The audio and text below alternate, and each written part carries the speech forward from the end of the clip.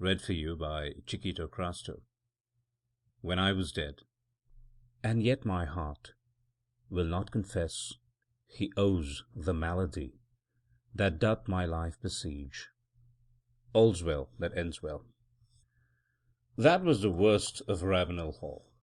The passages were long and gloomy, the rooms were musty and dull, even the pictures were sombre and their subjects dire.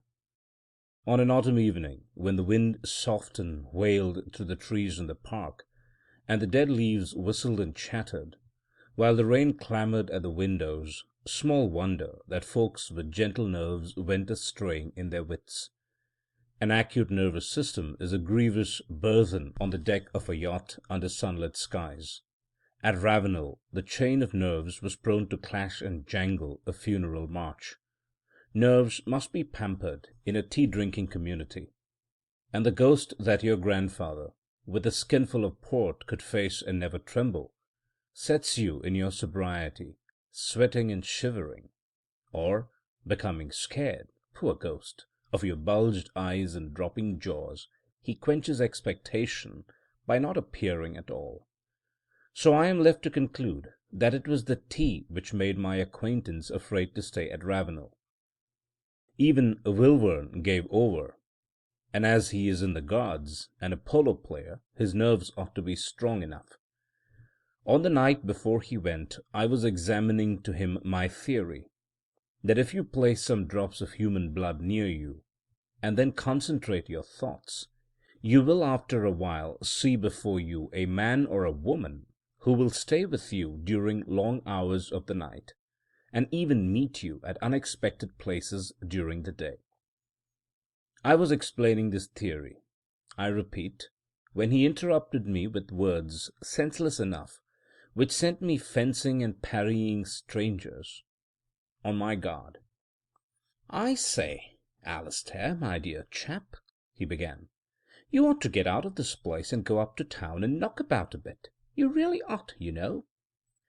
"Yes," I replied, "and get poisoned at the hotels by bad food and at clubs by bad talks, I suppose. No, thank you, and let me say that your care for my health enervates me." "Well, you can do as you like," says he, rapping with his feet on the floor. "I'm hanged if I stay here after tomorrow. I'll be staring mad if I do." He was my last visitor. Some weeks after his departure, I was sitting in the library with my drops of blood by me. I had got my theory nearly perfect by this time, but there was one difficulty.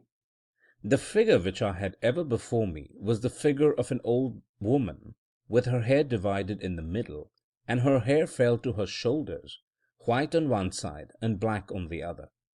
She was a very complete old woman, but alas, she was eyeless, and when I tried to construct the eyes she would shrivel and rot in my sight. But tonight I was thinking as I had never thought before, and the eyes were just creeping into the head, when I heard terrible crash outside, as if some heavy substance had fallen. Of a sudden the door was flung open, and two maid-servants entered. They glanced at the rug under my chair, and at that they turned a sick white, cried on God, and huddled out. "How dare you enter the library in this manner?" I demanded sternly. No answer came back from them, so I started in pursuit. I found all the servants in the house gathered in a knot at the end of the passage. "Mrs. Pebble," I said smartly to the housekeeper, "I want those two women discharged tomorrow. It's an outrage. You ought to be more careful." But she was not attending to me. Her face was distorted with terror. "Ah, dear, ah, dear," she went. "We had better all go to the library together," says she to the others. "Am I master of my own house, Mrs. Pebble?" I inquired, bringing my knuckles down with a bang on the table. None of them seemed to see me or hear me. I might as well have been shrieking in a desert. I followed them down the passage and forbade them to enter the library. But they trooped past me, and stood with a clutter round the hearth-rug.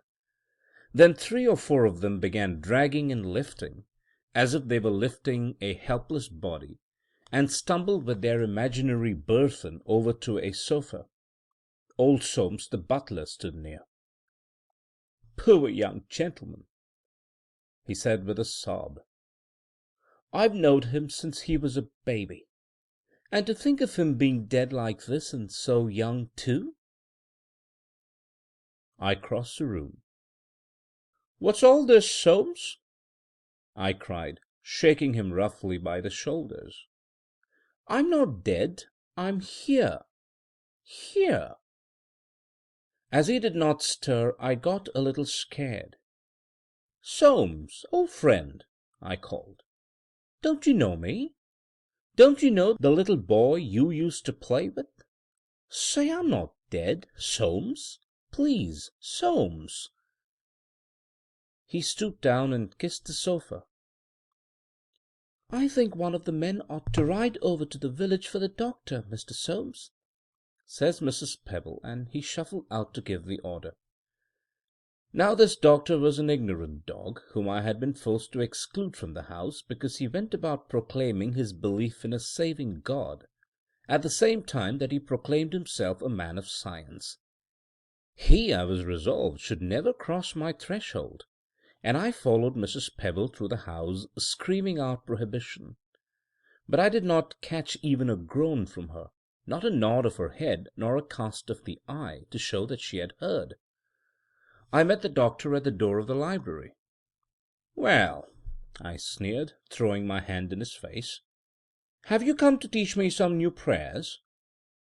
He brushed by me as if he had not felt the blow, and knelt down by the sofa. "Rupture of a vessel on the brain, I think," he says to Soames and Mrs. Pebble after a short moment. "He has been dead some hours. Poor fellow! You had better telegraph for his sister, and I will send up the undertaker to arrange the body." "You liar!" I yelled. "You whining liar! How have you the insolence to tell my servants that I am dead when you see me here face to face?" He was far in the passage, with Soames and Mrs. Pebble at his heels, ere I had ended, and not one of the 3 turned round. All that night I sat in the library. Strangely enough, I had no wish to sleep, nor during the time that followed had I any craving to eat.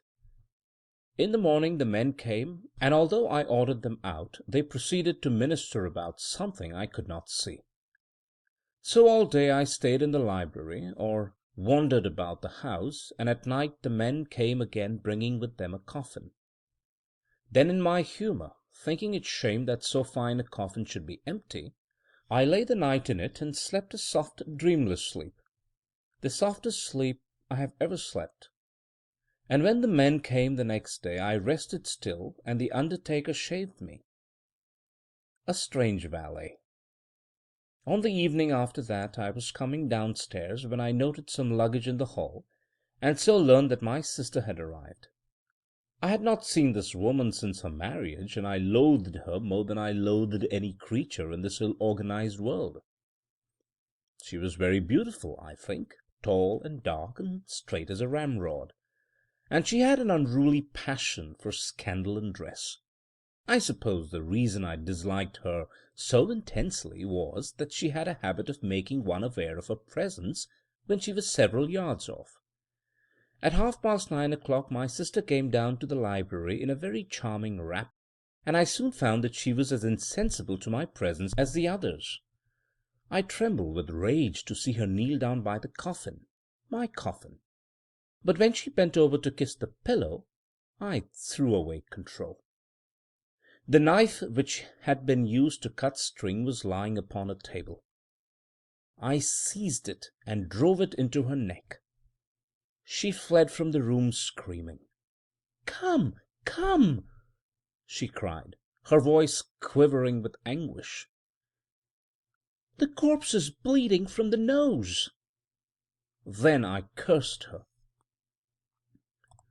On the evening of the 3rd day there was a heavy fall of snow. About 11 o'clock I observed that the house was filled with blacks and mutes and folk of the county who came for the obsequies. I went into the library and sat still and waited. Soon came the men, and they closed the lid of the coffin and bore it out on their shoulders. And yet I sat, feeling rather sadly that something of mine had been taken away. I could not quite think what. For half an hour perhaps, dreaming, and then I glided to the hall door. There was no trace left of the funeral. But after a while I sighted a black thread winding slowly across the white plain. "I'm not dead," I moaned, and rubbed my face in the pure snow, and tossed it on my neck and hair. "Sweet God, I am not dead!" End of When I Was Dead by Vincent O'Sullivan. Read for you by Chiquito Crasto, Birmingham, Alabama.